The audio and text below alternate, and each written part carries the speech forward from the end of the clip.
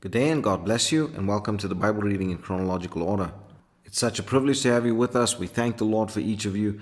Thank you for joining us and for participating with us in this venture of reading through the Word of the Lord together. I pray that the overview would give you enough insight to be able to better grasp the reading as we go through it. Today we're busy in the book of Nehemiah, and we're going to be going through chapters 1 to 5. And in that, we're going to be looking at the overview first of the entire book, and then we're going to be looking at the chapters individually. So in an overview, we see that the authorship of the book of Nehemiah is uncertain, but the words of the book, according to verse 1, is the word of the Lord through the prophet Nehemiah, and actually reads like an autobiography of Nehemiah.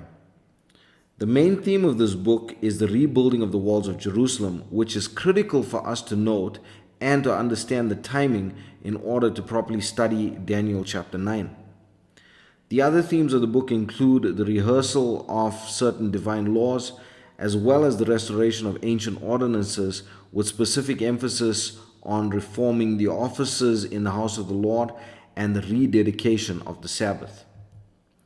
Now, Nehemiah was the cupbearer to King Artaxerxes, and upon hearing of the ruined state of Jerusalem's walls, he prays to the Lord and obtains permission from the king of Persia to return to Jerusalem to rebuild the walls of Jerusalem. But when he begins his mission to rebuild the walls, escorted by Persian soldiers and resources from the king to aid them in their venture, they are met by opposition from the people that were inhabiting the land at the time. We'll go through this in the chapter breakdowns. The name Nehemiah actually means God comforts, which is amazing in that this is the start of the 70 weeks prophesied about by Daniel, which will begin the end of sin and transgression and the making of reconciliation for iniquity. In essence, it is talking about the 70 years of the ministry of the Messiah to the Jews. So let's get into the chapters. We're going to do chapters 1 and 2 as a set. And we see that this focuses on the realization of the state of Jerusalem. Hanani, the brother of Nehemiah, came to him and shared with him the perils faced by those in Jerusalem as the wall was broken down and the inhabitants of the land are making it difficult for the Israelites, the rightful owners of the land, to rebuild their homes and the city. So Nehemiah fasts and prays and mourns before the Lord. Now please notice the similarity in his prayer to the prayer of Daniel. He takes upon himself the sins of the people of old and confesses these sins before the Lord. He repents on behalf of the nation and pleads with the Lord for all of them, not just for himself. And this is actually just a great example of what the Lord commanded in 2 Chronicles chapter 7 verse 14. And when the king saw Nehemiah was sad, he questioned Nehemiah, and Nehemiah tells the king the plight of his people and the state of this country. And so the king, after hearing the desire of Nehemiah to return to Jerusalem and rebuild the wall of the city, gives him leave with a letter for the governors and sends with him an armed escort as well as resources enough to do the work he desired to fulfill. And when he had surveyed the city perimeter, he rallied the people to begin to work on rebuilding the wall, even though the inhabitants of the land opposed him.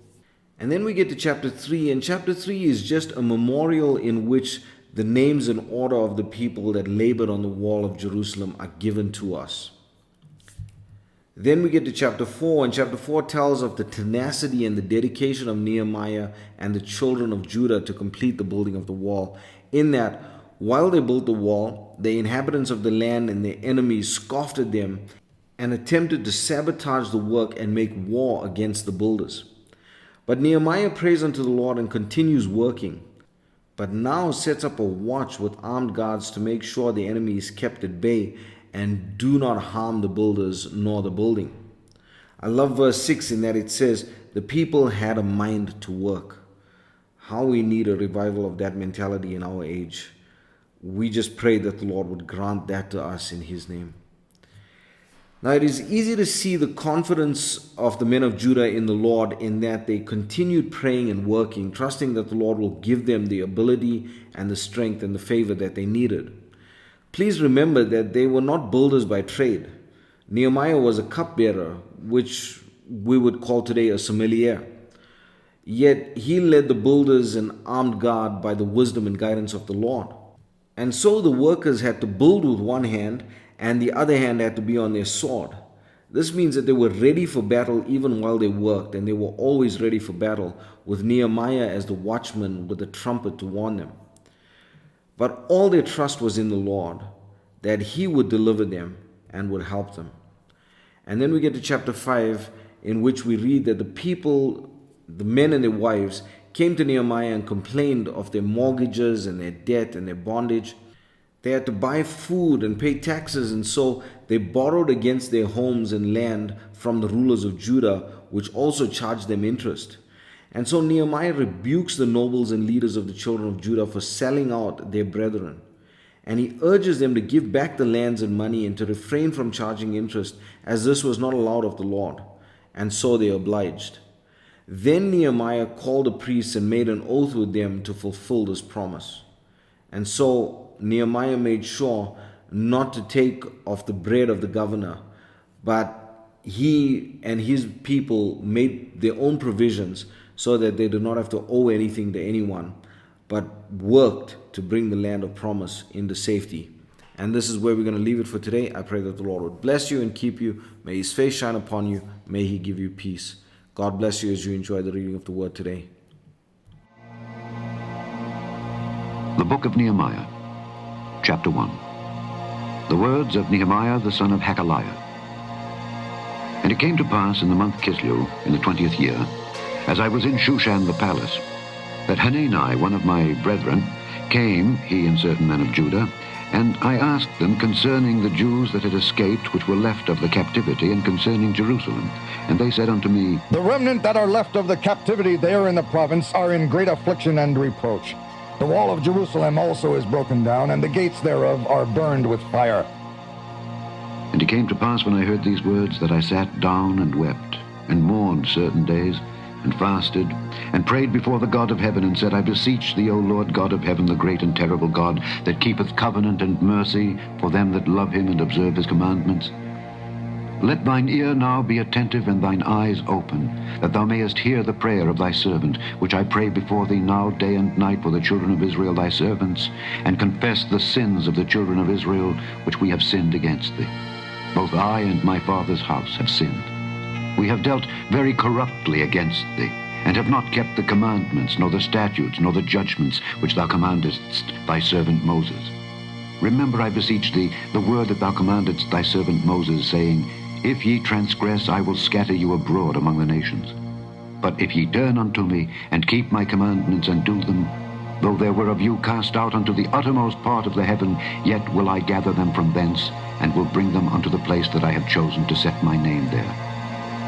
Now these are thy servants and thy people, whom thou hast redeemed by thy great power and by thy strong hand. O Lord, I beseech thee, let now thine ear be attentive to the prayer of thy servant, and to the prayer of thy servants, who desire to fear thy name, and prosper, I pray thee, thy servant this day, and grant him mercy in the sight of this man. For I was the king's cupbearer. Chapter 2. And it came to pass in the month Nisan, in the 20th year of Artaxerxes the king, that wine was before him. And I took up the wine, and gave it unto the king. Now I had not been before time sad in his presence. Wherefore the king said unto me, Why is thy countenance sad, seeing thou art not sick? This is nothing else but sorrow of heart. Then I was very sore afraid, and said unto the king, Let the king live forever. Why should not my countenance be sad? When the city, the place of my father's sepulchres, lieth waste, and the gates thereof are consumed with fire. Then the king said unto me, For what dost thou make request? So I prayed to the God of heaven. And I said unto the king, If it please the king, and if thy servant have found favor in thy sight, that thou wouldest send me unto Judah, unto the city of my father's sepulchres, that I may build it. And the king said unto me, the queen also sitting by him, For how long shall thy journey be, and when wilt thou return? So it pleased the king to send me, and I set him a time. Moreover, I said unto the king, If it please the king, let letters be given me to the governors beyond the river, that they may convey me over till I come into Judah.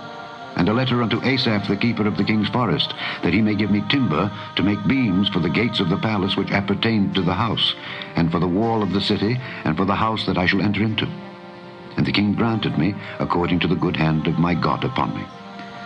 Then I came to the governors beyond the river, and gave them the king's letters. Now the king had sent captains of the army and horsemen with me. When Sanballat the Horonite, and Tobiah the servant the Ammonite, heard of it, it grieved them exceedingly, that there was come a man to seek the welfare of the children of Israel. So I came to Jerusalem, and was there 3 days. And I arose in the night, I and some few men with me. Neither told I any man what my God had put in my heart to do at Jerusalem, neither was there any beast with me, save the beast that I rode upon. And I went out by night, by the gate of the valley, even before the dragon well, and to the dung port, and viewed the walls of Jerusalem, which were broken down, and the gates thereof were consumed with fire. Then I went on to the gate of the fountain, and to the king's pool, but there was no place for the beast that was under me to pass. Then went I up in the night by the brook, and viewed the wall, and turned back and entered by the gate of the valley, and so returned. And the rulers knew not whither I went or what I did. Neither had I as yet told it to the Jews, nor to the priests, nor to the nobles, nor to the rulers, nor to the rest that did the work. Then said I unto them, Ye see the distress that we are in, how Jerusalem lieth waste, and the gates thereof are burned with fire. Come, and let us build up the wall of Jerusalem, that we be no more a reproach. Then I told them of the hand of my God which was good upon me, as also the king's words that he had spoken unto me. And they said, Let us rise up and build. So they strengthened their hands for this good work. But when Sanballat the Horonite, and Tobiah the servant, the Ammonite, and Geshem the Arabian heard it, they laughed us to scorn and despised us, and said, What is this thing that ye do? Will ye rebel against the king? Then answered I them, and said unto them, The God of heaven, he will prosper us. Therefore we his servants will arise and build. But ye have no portion, nor right, nor memorial in Jerusalem. Chapter 3. Then Eliashib the high priest rose up with his brethren the priests, and they builded the sheep gate. They sanctified it, and set up the doors of it. Even unto the tower of Meah they sanctified it, unto the tower of Hananeel. And next unto him builded the men of Jericho, and next to them builded Zachar the son of Imri. But the fish gate did the sons of Hasenaah build, who also laid the beams thereof, and set up the doors thereof, the locks thereof, and the bars thereof. And next unto them repaired Meremoth the son of Urijah the son of Koz. And next unto them repaired Meshullam the son of Berechiah the son of Meshezabeel. And next unto them repaired Zadok the son of Baana. And next unto them the Tekoites repaired. But their nobles put not their necks to the work of their lord. Moreover, the old gate repaired Jehoiada the son of Paseah, and Meshullam the son of Besodiah. They laid the beams thereof, and set up the doors thereof, and the locks thereof, and the bars thereof. And next unto them repaired Melatiah the Gibeonite, and Jadon the Meronothite, the men of Gibeon and of Mizpah, unto the throne of the governor on this side the river. Next unto him repaired Uzziel the son of Harhiah of the goldsmiths. Next unto him also repaired Hananiah the son of one of the apothecaries, and they fortified Jerusalem unto the broad wall. And next unto them repaired Rephaiah the son of Hur, the ruler of the half part of Jerusalem. And next unto them repaired Jediah the son of Harumath, even over against his house. And next unto him repaired Hattush the son of Hashabniah. Malchijah the son of Harim, and Hashab the son of Pahath-Moab, repaired the other piece, and the tower of the furnaces. And next unto him repaired Shallum the son of Halohesh, the ruler of the half part of Jerusalem, he and his daughters. The valley gate repaired Hanan, and the inhabitants of Zanoah. They built it, and set up the doors thereof, the locks thereof, and the bars thereof, and 1,000 cubits on the wall unto the dung gate. But the dung gate repaired Malchiah the son of Rechab, the ruler of part of Beth-Hakerem. He built it, and set up the doors thereof, the locks thereof, and the bars thereof. But the gate of the fountain repaired Shallum the son of Colhozi, the ruler of part of Mizpah. He built it, and covered it, and set up the doors thereof, the locks thereof, and the bars thereof, and the wall of the pool of Siloah by the king's garden, and unto the stairs that go down from the city of David. After him repaired Nehemiah the son of Azbuk, the ruler of the half part of Beth-zur, unto the place over against the sepulchres of David, and to the pool that was made, and unto the house of the mighty. After him repaired the Levites, Rehum the son of Bani. Next unto him repaired Hashabiah the ruler of the half part of Keilah in his part. After him repaired their brethren, Bavai the son of Henadad the ruler of the half part of Keilah. And next to him repaired Ezer the son of Jeshua the ruler of Mizpah, another piece over against the going up to the armory at the turning of the wall. After him Baruch the son of Zabbai earnestly repaired the other piece from the turning of the wall unto the door of the house of Eliashib the high priest. After him repaired Meremoth the son of Urijah the son of Koz another piece from the door of the house of Eliashib even to the end of the house of Eliashib. And after him repaired the priests, the men of the plain. After him repaired Benjamin and Hashab over against their house. After him repaired Azariah the son of Maaseiah the son of Ananiah by his house. After him repaired Binnui the son of Henadad another piece from the house of Azariah unto the turning of the wall, even unto the corner. Palal the son of Uzai over against the turning of the wall, and the tower which lieth out from the king's high house, that was by the court of the prison. After him Pedaiah the son of Parosh. Moreover, the Nethinims dwelt in Ophel unto the place over against the water gate toward the east, and the tower that lieth out. After them the Tekoites repaired another piece over against the great tower that lieth out, even unto the wall of Ophel. From above the horse gate repaired the priests, every one over against his house. After them repaired Zadok the son of Immer over against his house. After him repaired also Shemaiah the son of Shechaniah, the keeper of the east gate. After him repaired Hananiah the son of Shelemiah, and Hanan the sixth son of Zalaph another piece. After him repaired Meshullam the son of Berechiah over against his chamber. After him repaired Malchiah the goldsmith's son unto the place of the Nethinims and of the merchants, over against the gate Mithkad, and to the going up of the corner. And between the going up of the corner unto the sheep gate repaired the goldsmiths and the merchants. Chapter 4. But it came to pass that when Sanballat heard that we builded the wall, he was wroth, and took great indignation, and mocked the Jews. And he spake before his brethren in the army of Samaria, and said, What do these feeble Jews? Will they fortify themselves? Will they sacrifice? Will they make an end in a day? Will they revive the stones out of the heaps of the rubbish which are burned? Now Tobiah the Ammonite was by him, and he said, Even that which they build, if a fox go up, he shall even break down their stone wall. Hear, O our God, for we are despised, and turn their reproach upon their own head, and give them for a prey in the land of captivity, and cover not their iniquity, and let not their sin be blotted out from before thee, for they have provoked thee to anger before the builders. So built we the wall, and all the wall was joined together unto the half thereof, for the people had a mind to work. But it came to pass that when Sanballat and Tobiah and the Arabians and the Ammonites and the Ashdodites heard that the walls of Jerusalem were made up, and that the breaches began to be stopped, then they were very wroth, and conspired all of them together to come and fight against Jerusalem and to hinder it. Nevertheless, we made our prayer unto our God, and set a watch against them day and night because of them. And Judah said, The strength of the bearers of burdens is decayed, and there is much rubbish, so that we are not able to build the wall. And our adversary said, They shall not know neither see, till we come in the midst among them, and slay them, and cause the work to cease. And it came to pass that when the Jews which dwelt by them came, they said unto us 10 times, From all places whence ye shall return unto us, they will be upon you. Therefore set I in the lower places behind the wall, and on the higher places, I even set the people after their families, with their swords, their spears, and their bows. And I looked and rose up, and said unto the nobles, and to the rulers, and to the rest of the people, Be not ye afraid of them. Remember the Lord, which is great and terrible, and fight for your brethren, your sons and your daughters, your wives and your houses. And it came to pass, when our enemies heard that it was known unto us, and God had brought their counsel to naught, that we returned all of us to the wall, every one unto his work. And it came to pass from that time forth, that the half of my servants wrought in the work, and the other half of them held both the spears, the shields, and the bows, and the habergeons. And the rulers were behind all the house of Judah.